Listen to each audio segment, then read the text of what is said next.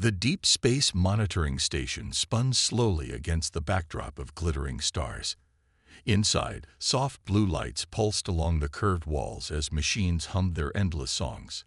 First observer Marcus sat at his post, his gray fingers dancing over the holographic controls, while three of his eyes scanned the incoming data streams. The fourth eye, as always, watched his cup of warm stimulant, making sure it didn't float away in the low gravity. It was supposed to be another quiet shift in the safest sector of Council space. Then the alarm went off. At first, Marcus thought it was a system error. The deep scanning array had picked up something massive moving through protected space, but that was impossible. All Council ships broadcasted proper codes, and no other species had ships that large. His hands moved faster, bringing up detailed scans of the object. "Computer, verify reading in Sector 7, he said, his voice steady despite the growing concern in his chest. The station's AI responded instantly, its voice calm and clear. "Reading verified. Unknown vessel detected. Size classification. Heavy capital ship. No matching registry in Council database. Energy signature indicates active weapon systems and unknown drive configuration." Marcus felt his scales tighten against his skin. "Show me." The main screen lit up with an image that made him grab his desk for support. The ship was beautiful in a terrifying way. Unlike the smooth, curved lines of Council vessels, this one had sharp angles and exposed armor plates. It looked like it had been built for war from the ground up, not converted from a peaceful design like Council defensive ships. "Origin?" Marcus asked, already sending emergency signals to his superiors. The eye was silent for exactly 2.3 seconds longer than normal. "Analysis indicates 98.7% probability of Earth origin." Marcus knocked over his drink. "Earth? That's impossible. They were pre-space flight 50 years ago, when we last checked. They didn't even have unified planetary government." But the evidence was right there on his screen. The ship's hull bore markings in human script, and its design matched no known species in Council space. The humans had not only achieved spaceflight, but had built something that made the Council's most advanced defensive ships look like toys. The emergency channel crackled to life. "First observer, report status," came the voice of High Commander Williams. "Sir, we have a Class 1 situation. Unknown warship of human origin has entered Council space. Size and energy readings exceed all known civilian and military vessel classifications." There was a long pause on the other end. Marcus used the time to gather more data. The ship's energy signature was like nothing he'd ever seen. Instead of the standard antimatter pulse or quantum fold drives, this vessel seemed to be bending space itself around its hull. "First observer, did you say human origin?" A High Commander's voice had lost its usual authority. "Yes, sir. Confirmed by 3 separate scan methods. They've advanced far beyond our projections." The station's warning systems suddenly lit up again. The human ship was powering something up.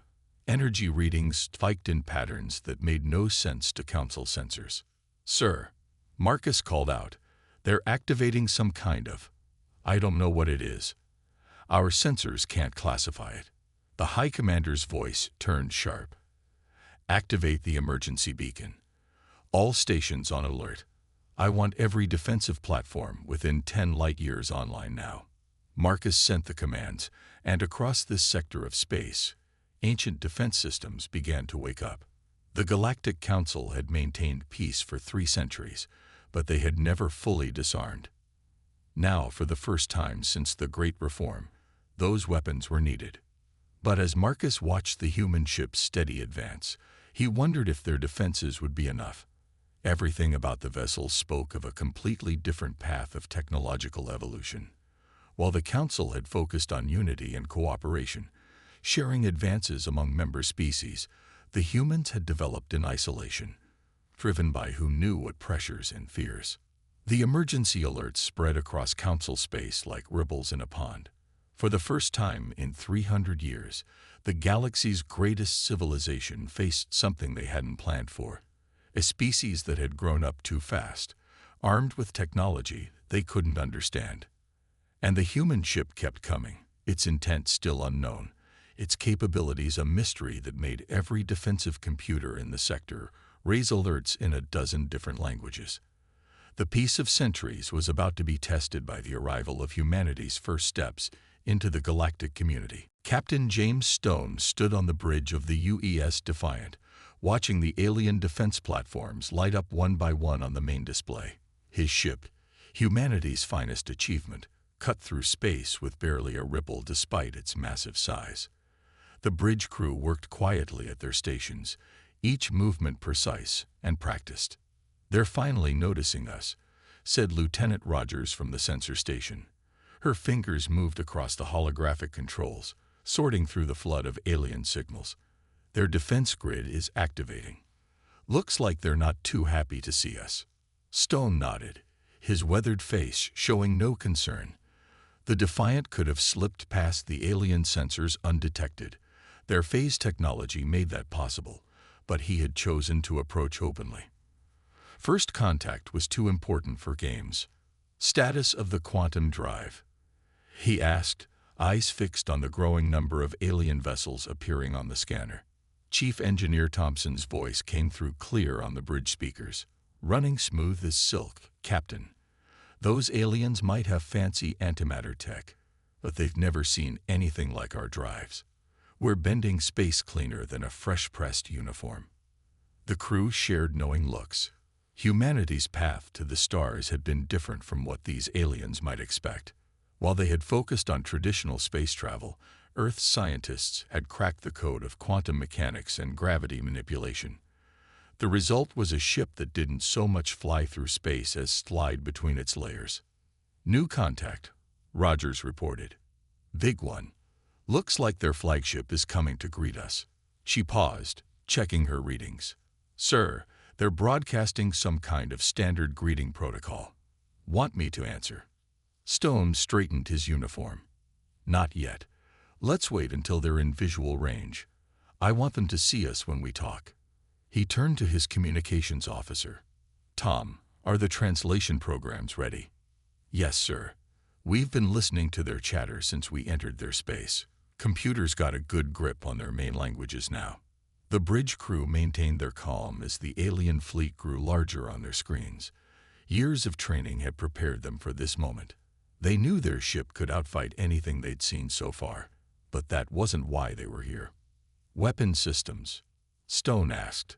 "All quiet, sir," replied the weapons officer. "Phase cannons charged but powered down. Gravity bombs secured. Point defense grid on passage scan only. We're about as friendly as a warship can look." Stone allowed himself a small smile. The Defiant carried enough firepower to level a small moon, but they hadn't come all this way to start a war. The message they carried was too important for that. "Sir," Rogers called out, "their flagship is in visual range. They're broadcasting again." "Main screen," Stone ordered. The huge display at the front of the bridge shifted, showing a massive alien vessel. It was beautiful in its own way, all smooth curves and glowing energy fields. But to Stone's trained eye, it was also vulnerable. Their shields would never stop a phase cannon or a gravity bomb. "Open a channel," he commanded. "Let's introduce ourselves properly." The communications officer worked his console. "Channel open, sir. They're receiving." Stone stood straight, his voice clear and strong. "This is Captain James Stone of the United Earth Ship Defiant. We come with urgent news for your council. We request immediate audience." The bridge crew waited as their translation was broadcast. Through the main screen, they could see the alien ship's energy readings spike, probably from surprise at hearing their own language. "Their defensive platforms are still powering up," Rogers reported quietly. 5 more ships just jumped in. Stone kept his eyes on the main screen. "Hold position. Let them make the next move." He understood their caution. If he were in their place, seeing an unknown warship appear with technology his sensors could barely understand, he'd be nervous too. But time was running out. The threat they'd detected was real, And it was coming for everyone, Council Space and Earth alike. Stone just hoped these aliens would listen before it was too late.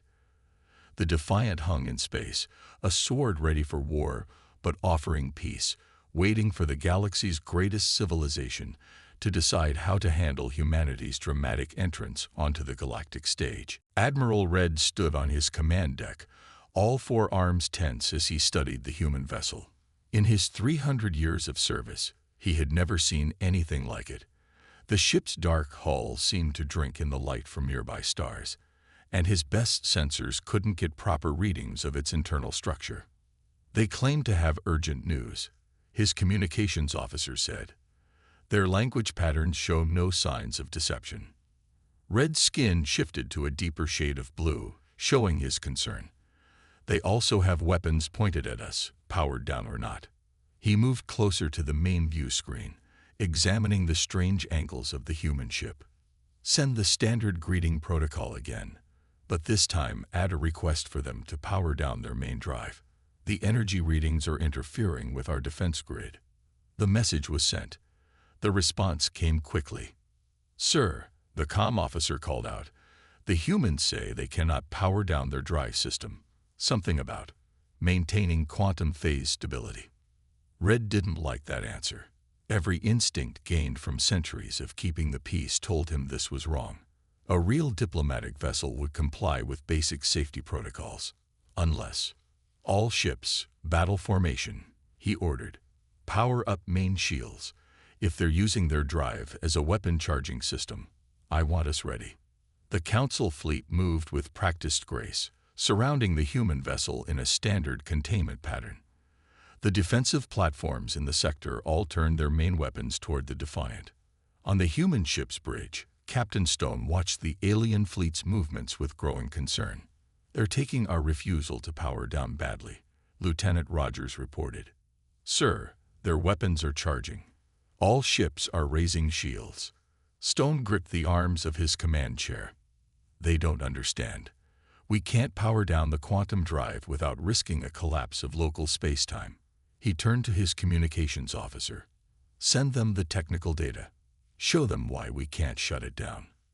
The data packet was transmitted, but the alien fleet continued its aggressive positioning. Admiral Red reviewed the human technical information with growing alarm. If he understood correctly, their ship literally bent the fabric of space around itself. Shutting down such a system could theoretically tear a hole in reality. Sir, his sensor officer shouted. Energy spike from the human vessel.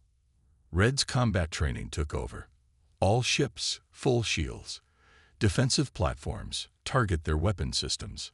But on the Defiant, it was just a routine quantum field adjustment. Captain Stone realized too late how it must look to the alien sensors. Multiple weapon locks. Rogers called out. Their defensive platforms air. The space around them lit up as the nearest defense platform fired a warning shot. The energy beam passed just over the Defiant's bow, but it triggered an automatic response from the ship's defense systems. Point defense turrets swiveled into position. Gravity control fields activated, ready to deflect incoming fire. The quantum drive hummed louder, preparing to shift the ship between space-time phases if needed. Hold fire, Stone ordered. Send emergency broadcast. Tell them our defensive systems are automated. We're not attacking. But Admiral Red saw only a warship powering up unknown weapon systems. All ships, fire warning shots. Show them we're serious about defense protocols. The space between the ships filled with energy beams and plasma bursts, all carefully aimed to miss but clear in their intent. The Defiant's automatic defenses responded by creating localized gravity fields that bent the shots away from the hull. Stone watched in frustration as the situation spiraled.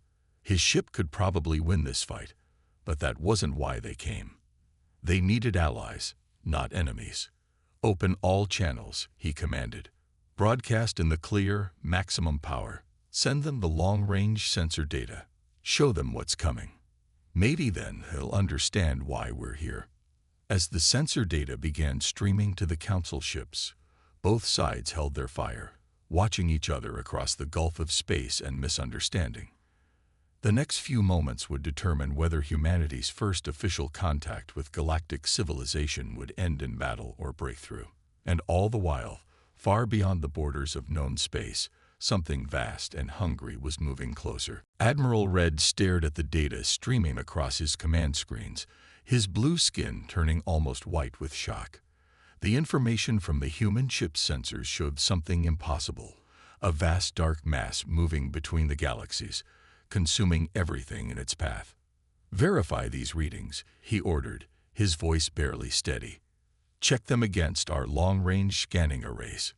Meanwhile, on the Defiant, Captain Stone waited.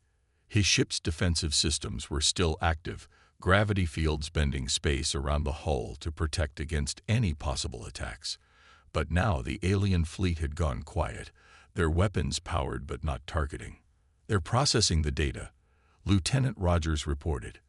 "Their scan patterns show they're trying to confirm our findings with their own systems." She paused, checking new readings. "Sir, they're having trouble. Their sensors aren't designed to look that far or that deep." Stone nodded. Humanity had spent centuries watching the skies, always afraid of what might come from space. That fear had driven them to develop the most powerful detection systems ever created. Now those same systems had spotted something that threatened everyone. Back on the Council flagship, Admiral Red's best scientists worked frantically to understand what they were seeing. The human sensor data showed details their own systems couldn't match, quantum-level scans reaching across impossible distances.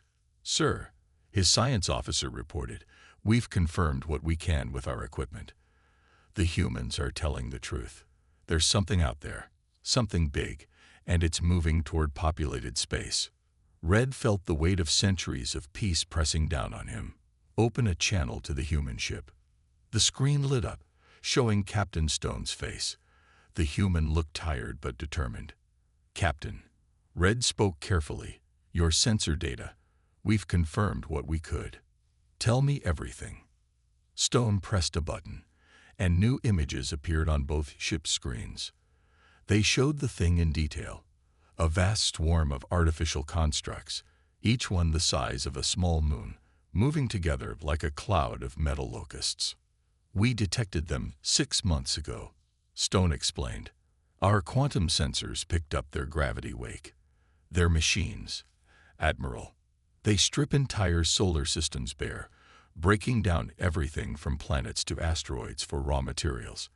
And they're heading straight for this galaxy." Red's tactical mind raced. "How long?" "At their current speed, 30 years until they reach the outer rim. We tracked their path through 3 other galaxies.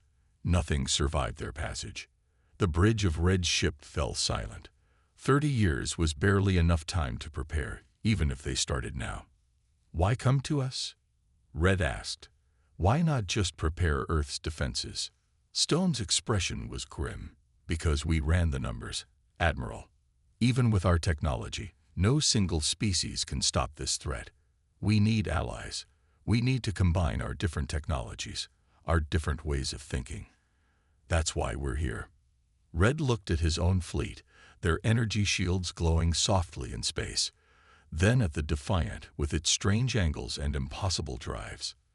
2 completely different approaches to space travel and warfare. 2 different paths of evolution. "Your ship," Red said slowly, "the way it bends space, could that technology be adapted for defense?" "Yes," Stone replied.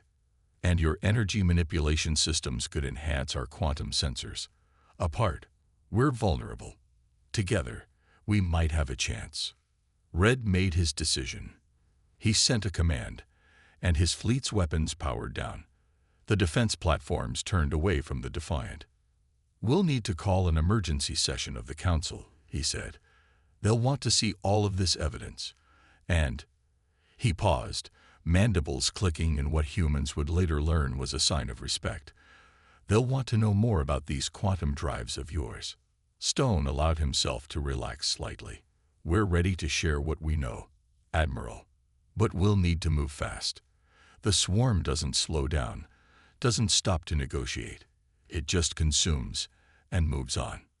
As the 2 ships began docking procedures for a proper meeting, The sensor displays continued to show the distant threat, a cloud of mechanical death slowly making its way toward their galaxy. The peace of centuries was about to be replaced by the biggest military buildup in Council history, and humanity's warship had just become the template for a new age of galactic defense. The engineering bay of the Defiant buzzed with activity as Council scientists moved among the human crew. Chief Engineer Thompson watched with amusement as 3 alien engineers stared at the quantum drive core, their instruments unable to make sense of its readings. "It's really quite simple," Thompson said, gesturing at the swirling blue-black heart of the drive. "We don't push against space like your antimatter drives. We slit between the layers of reality, like sliding between sheets of paper." One of the alien engineers, a tall being with crystalline skin, moved closer to the drive.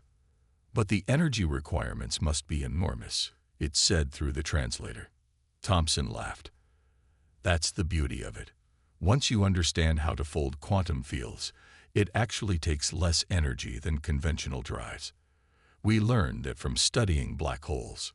Meanwhile, on the Council flagship's bridge, Captain Stone examined their shield technology with equal fascination. Admiral Red stood beside him, explaining how their energy fields could absorb and redirect almost any known form of attack. "The shields create a cascade effect," Red explained. "Each impact makes them stronger, feeding energy back into the system." Stone nodded thoughtfully. "That would work perfectly with our gravity manipulation systems.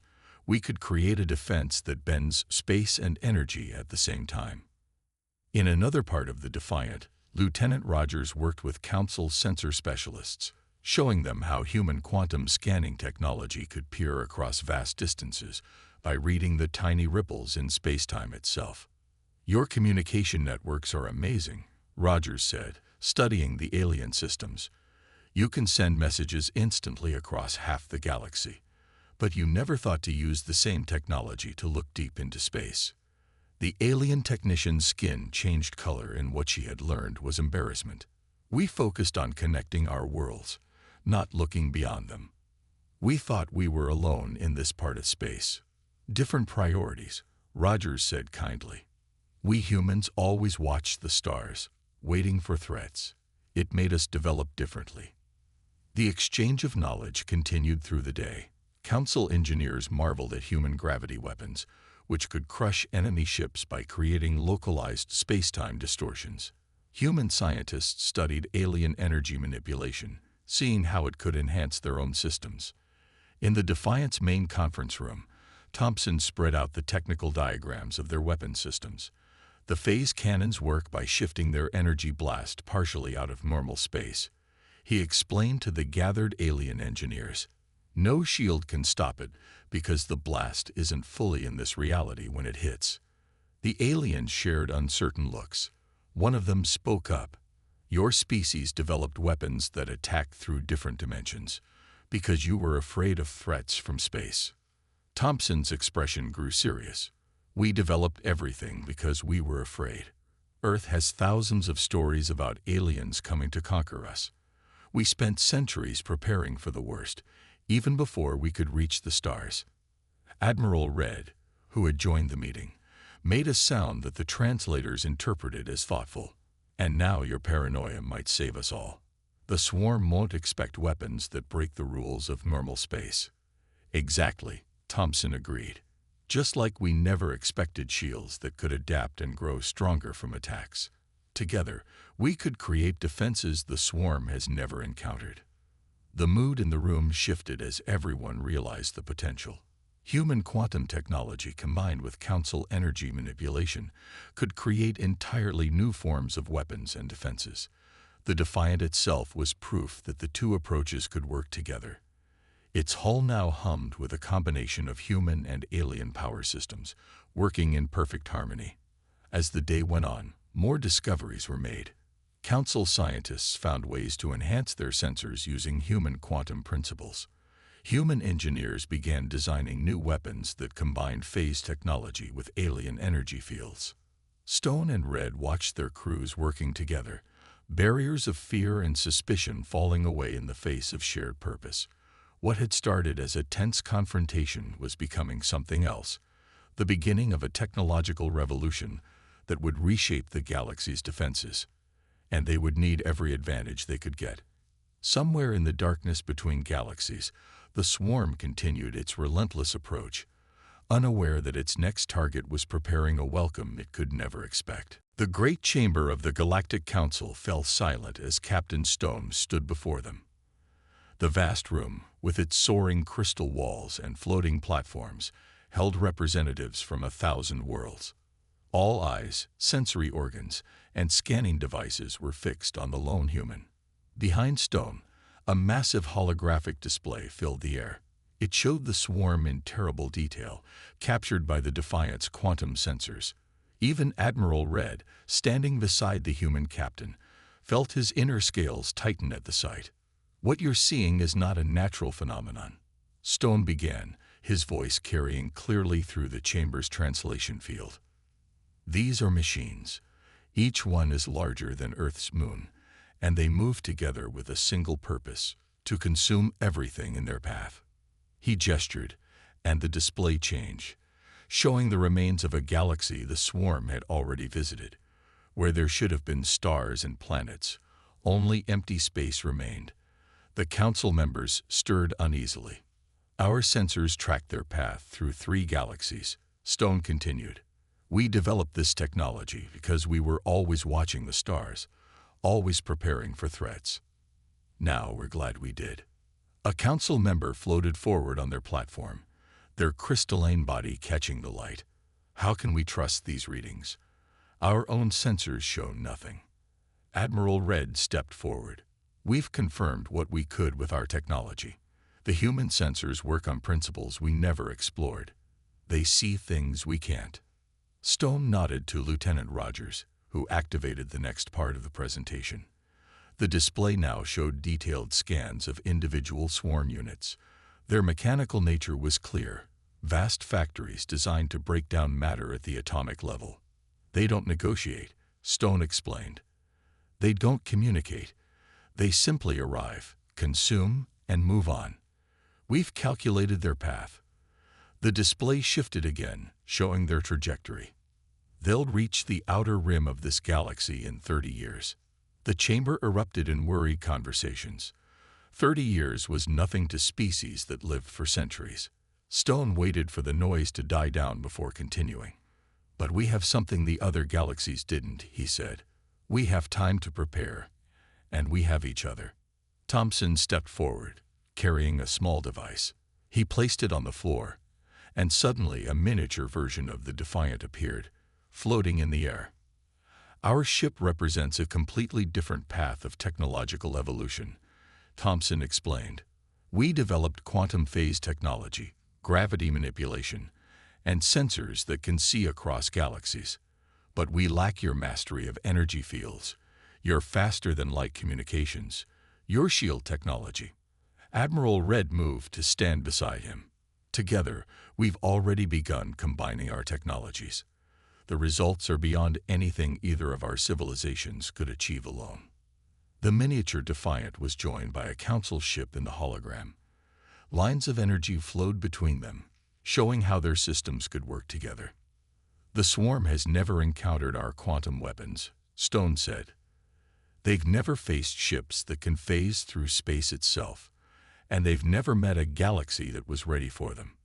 He pressed another control, and the display showed their preliminary designs for new defensive systems: ships that could bend both space and energy, weapons that could strike through multiple dimensions, detection grids that could track the smallest disturbance across vast distances.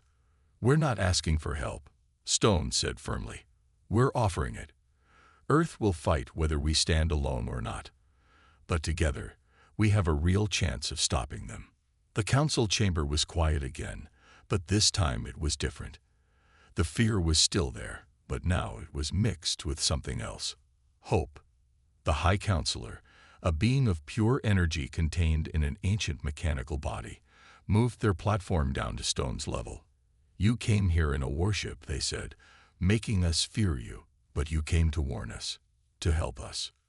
"Yes," Stone replied simply, Because the only way to survive what's coming is to stand together. The High Counselor turned to address the chamber. Then let us not waste the time these humans have given us. 30 years to prepare. 30 years to combine our knowledge, our technology, our strength. As the council members began voting on emergency measures, Stone looked up at the display of the approaching swarm. Humanity's greatest fear, invasion from the stars, had led them to create the very things needed to stop it. Now they just had to hope it would be enough. 1 month after the Defiant's arrival, the shipyards above Council Prime buzzed with unprecedented activity. Dozens of ships hung in space, their hulls open as workers installed new quantum drive cores and gravity manipulation systems. Captain Stone watched from the observation deck as a Council battle cruiser tested its newly installed phase shields, the massive ship briefly flickering between dimensions. "Beautiful, isn't it?" Admiral Red said, joining him at the window. "A month ago, we thought your ship was a threat. Now we're rebuilding our entire fleet based on its design." Stone nodded, watching as human engineers worked alongside alien technicians, combining technologies that had evolved along completely different paths. "How many ships have been upgraded so far?" 23. The quantum drive production facilities on Earth are working at full capacity, and our energy core factories are running day and night. Red's skin rippled with pride. The new hybrid destroyers will start construction next week. The observation deck's display showed status updates from across Council space. New sensor arrays were being built using human quantum technology, capable of monitoring the swarm's approach with unprecedented detail. Defense platforms were being modified with phase cannon technology, while Council shield generators were being installed in Earth's orbital defense grid. Lieutenant Rogers entered the room, carrying fresh data from the long-range sensors. "The swarm's continuing on course," she reported. "But now we can track individual units. Their technology is advanced, but it's single-minded. They've never needed to adapt or change their tactics." "That will be their weakness," Stone said. "They've never encountered anything like what we're building." A flash of light drew their attention back to the window. A new ship was taking shape in the main construction dock, the first of the Guardian-class vessels. It combined the sharp, angular design of human warships with the flowing energy systems of Council technology. Its hull was studded with both phase cannon arrays and energy projection nodes. "The Guardian ships will be twice as powerful as the Defiant," Red said. "Quantum drives, gravity weapons, and adaptive shield matrices all working together. And thanks to your sensors, we'll see the swarm coming long before they reach us." Stone turned as Thompson entered the observation deck, his engineer's uniform now bearing both human and Council insignia.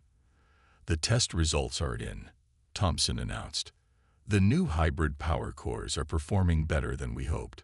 Turns out your energy manipulation technology works perfectly with our quantum field generators." The deck's main screen lit up with images from across the galaxy. New shipyards breaking ground on a dozen worlds. Defense platforms being upgraded with combined human and Council technology. Training academies where human and alien crews learn to work together, understanding each other's strengths and methods. "The Council has approved the final defense plans," Red said. "We're building a detection grid that stretches to the galaxy's edge. The moment the swarm enters our space, we'll know. And we'll be ready." Stone smiled as he watched another Council ship successfully test its new quantum systems. When the Defiant had first appeared in Council space, they had feared it would start a war. Instead, it had helped prevent one. "We spent centuries looking up at the stars in fear," Stone said quietly. "Building weapons, developing sensors, always watching for threats. We never imagined our paranoia would end up saving not just Earth, but an entire galaxy." Red made a sound that the translators had recently learned to interpret as laughter. "And we spent centuries looking inward, building connections between worlds, never thinking to look deep into space. We needed each other, Captain. We just didn't know it until now." The observation deck fell quiet as they watched the activity in the shipyards. Human warships, built from centuries of fear and preparation, were becoming the foundation of a new era of galactic defense. Council technology, developed through centuries of peace and cooperation, was being adapted to protect all species. In the space around them, more ships arrived for upgrading. The next 30 years would see the biggest military buildup in galactic history. But it wasn't just about building weapons anymore. It was about combining different paths of evolution, different ways of thinking, different approaches to survival. When the swarm finally arrived, they would find something unprecedented. A galaxy united, armed with technology they had never encountered, ready to fight with weapons and defenses born from the combined knowledge of 1,000 worlds. The alarm that had triggered when a human warship entered Council space had not been a warning of war, but a call to unity.